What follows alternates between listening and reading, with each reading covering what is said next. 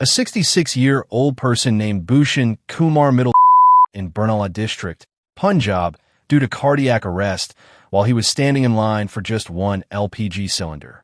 This is the harsh reality of a nation with more than 140 crore citizens, which just has gas left for another few weeks.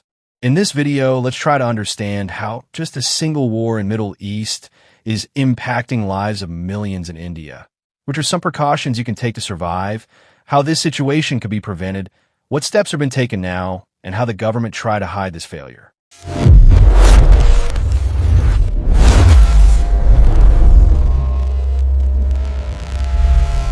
India consumes around 31.3 million metric tons of LPG every year. About 60% of it is imported.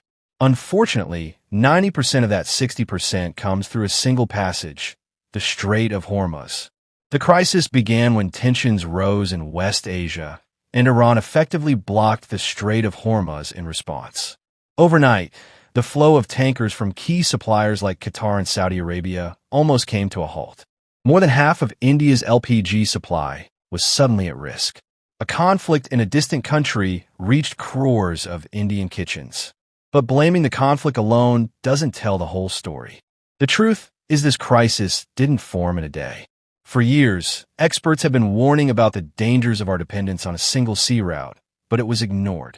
There were even several analyses and clues before the war, which clearly indicated there could be in war due to rising escalations between Iran and USA.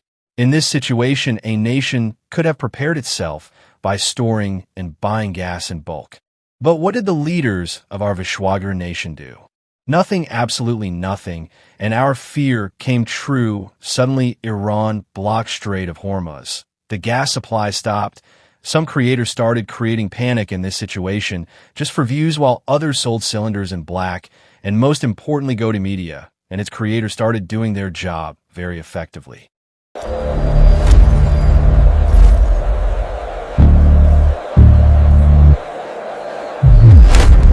From Gorakhpur in Uttar Pradesh, Pune, Noida, Delhi, everywhere, hundreds of people are standing in queues for hours just to get one cylinder.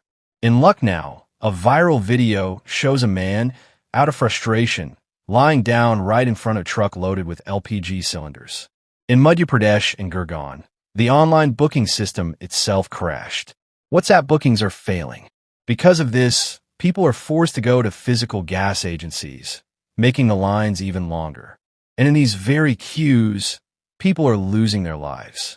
In Farrukhabad, Uttar Pradesh, 75-year-old Mukhtar Ansari collapsed while standing in line. He died before reaching the hospital, just for one cylinder.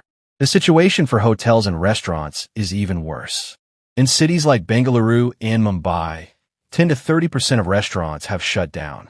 Orders on food delivery platforms like Swiggy and Zomato have dropped by 50 to 60%. This isn't just about inconvenience. It's the livelihoods of people that vanished overnight. Then comes the troublemakers who don't leave any opportunity to loot people in crisis. A black market sprang up on people's panic. A domestic cylinder that officially costs around 900 Indian rupees is selling for 2,000 Indian rupees to 3,000 Indian rupees in Delhi's black market. Commercial cylinders are going for Indian rupee 3,000, 5,000, and in cities like Bengaluru, even up to 6,000 Indian rupees. 6 times the price. Some people say their cylinder shows as delivered in the system, but nothing has reached them. This frustration is pushing them toward the black market. The situation is so bad that in Maharajganj, Uttar Pradesh, thieves stole more than 76 cylinders from a gas agency. Next are so-called IT cells whose accounts started pasting tweets with same exact text online, which said, "My cylinder was booked at 11:45 a.m. and delivered at 1:30 p.m." without any extra cash or charges. There is no shortage. So my only question to them is that if there is no shortage, then why the prices of domestic LPG cylinders have raised from 10% and almost reacted 220% in black. And most importantly, at first, the government said there was no shortage. Prime Minister Modi himself said that those spreading fear of a shortage are causing great harm to the country. But as the crisis deepened, the government had to take emergency steps.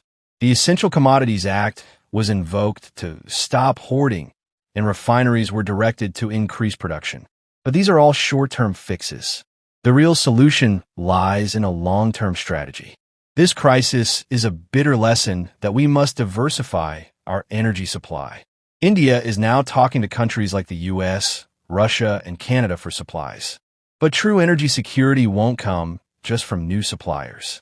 It means rapidly expanding the piped natural gas, PNG, network, which currently reaches very few homes, and investing in alternatives like biogas and electric cooking to reduce this dangerous dependence on gas.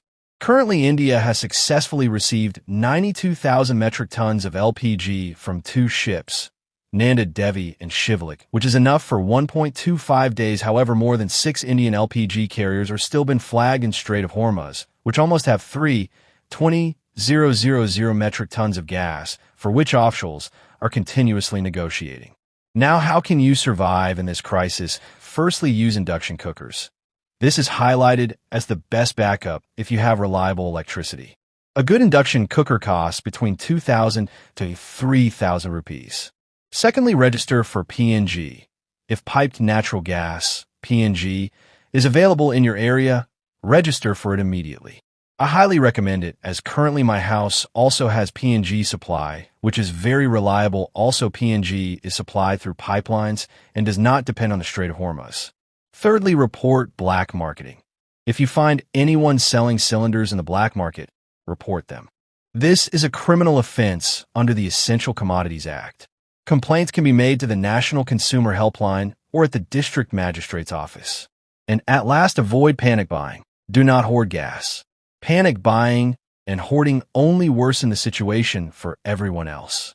Only keep one extra cylinder if absolutely necessary.